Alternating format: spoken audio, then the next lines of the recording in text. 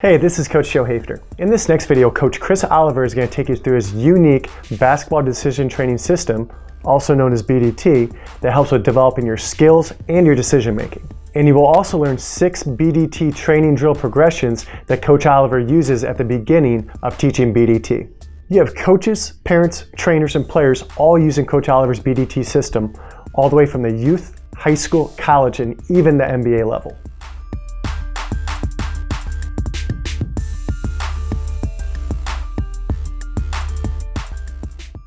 Basketball decision training is mind training. It is an opportunity for us to be able to train the mind of our player and simulate the decisions that they would make in a game while at the same time training their skills. Basketball decision training operates on the principle of random practice. Random practice means that on each repetition, our players have to think because each repetition is unique and different than the one before. They don't know what's going to happen. So on each repetition, they must think and decide what they're going to do. The opposite of random practice is block practice. Block practice means they do the same repetition over and over again in the same way. If we give you an example of shooting, it means that a player goes to a spot in block practice and shoots the same shot from the same spot over and over again.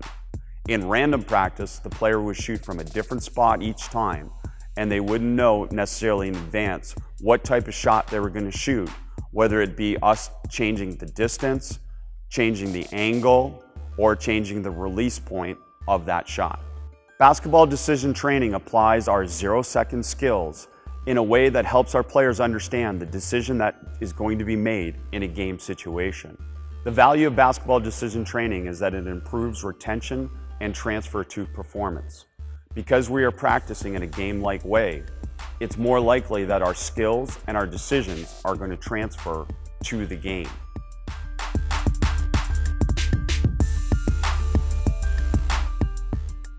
The main component of basketball decision training is that we give each player a decision cue to be able to make a decision. The decision cue can come from a coach, a player, or a parent, whoever you have available to be able to help you as a learner. The value is not just to the shooter, who becomes an active decision maker, it's also to the passer, who becomes an active participant in the shooter's learning. To give you an example of what those decisions are, I'll show you our hand signals and body signals that cue a decision by the learner. The first decision is to pass the ball. The signal to pass the ball is hands out. The decision to shoot the ball is hands down. The decision to drive the ball is a step towards. The decision to be able to drive the ball and counter is a step to the side. All those examples are meant to cue a decision by the learner. Each of those decisions relates to a game-like decision. So it gives our players a building block that leads to a game decision with live competitive defense. For example, a defender who is arm length away versus a defender who is more than arm length away or has their hands down. If my hands are down or that I'm more than arm length away, the decision is to shoot. That's why the decision is hands down. The decision to pass the ball is based on the defender being arm length away. If a defender is arm length away, then you're going to make a decision to pass the ball. If a defender is running at you, then your decision on a long closeout is to attack. If an offensive player attacks with a live dribble and the defender reaches and gaps and gets chest to chest, then the decision is to counter. Those 4 decision cues are the building blocks of everything else we do with basketball decision training. The first drill we use to teach basketball decision training is 2-on-0 passing. The partner gives the shooter decision cues to be able to make. We started as simple as possible using hands out and hands down. So the shooter is either going to shoot or pass. When we talk about passing, we encourage the shooter to never throw a chest pass. We don't feel that the chest pass exists as much in the game anymore, so we encourage our player to be able to pass outside their body using a hook pass, a behind the back pass, or some variation of those two passes. We also want both of them to be able to have fun. So the goal of the passer is to make sure that they challenge the shooter to make a unique decision on each shot, so it's random and they don't know what's coming.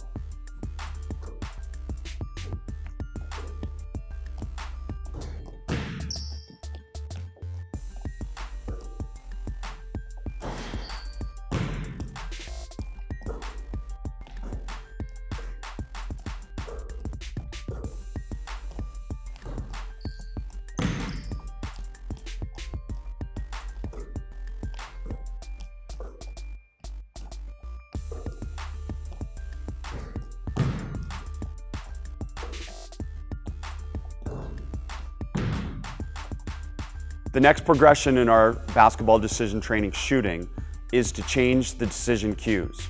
Now we'll go hands up and step towards. That means that the shooter is either going to pass the ball or they're going to drive the ball using our stab dribble concept.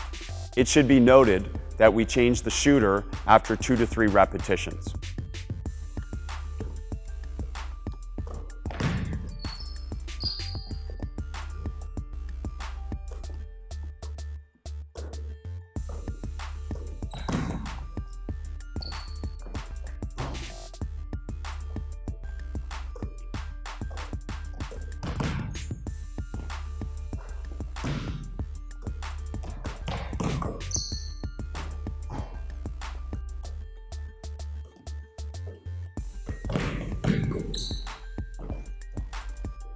The next progression in basketball decision training is to mix all 3 decision cues together.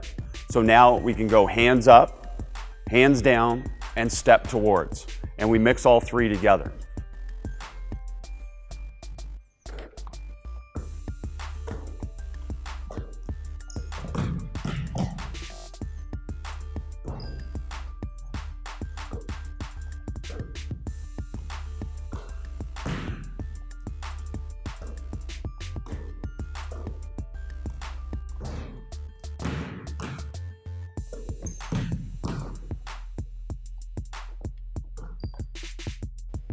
After a learner has progressed, we add the 4th decision cue, which is step to the side.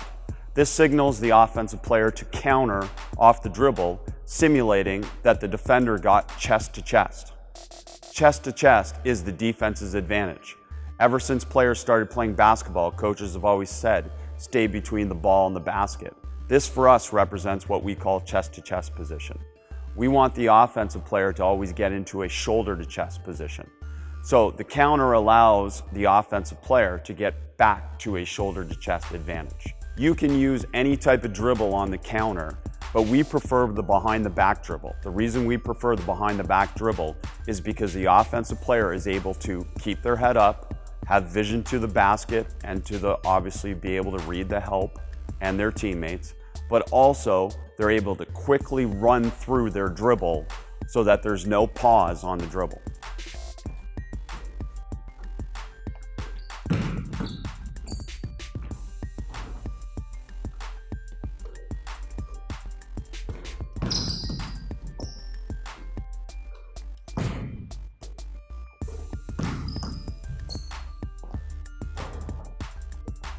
And now we're going to mix all 4 of those decisions together to make it even more game-like.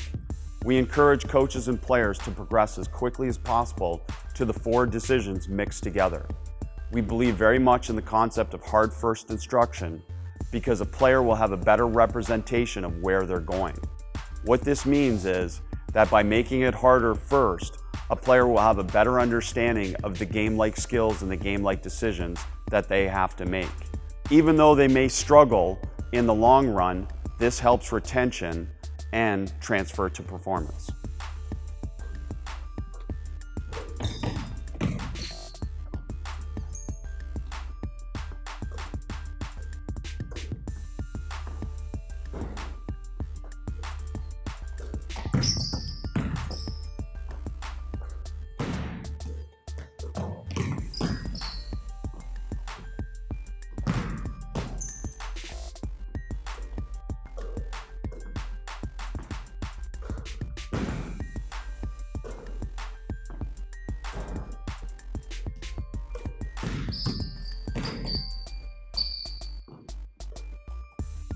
We increase the game-like nature of basketball decision training to add different decisions that you would make as an offensive player in a game.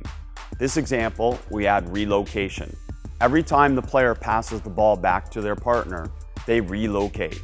This simulates moving off the ball in the game of basketball, whether it be off a post entry, a penetration reaction, or a pass and cut opportunity. Hey, we hope you enjoyed the video. If you want to gain free access to more tips, drills, and teachings of Coach Oliver's basketball decision training system, just click on the link below or in the description.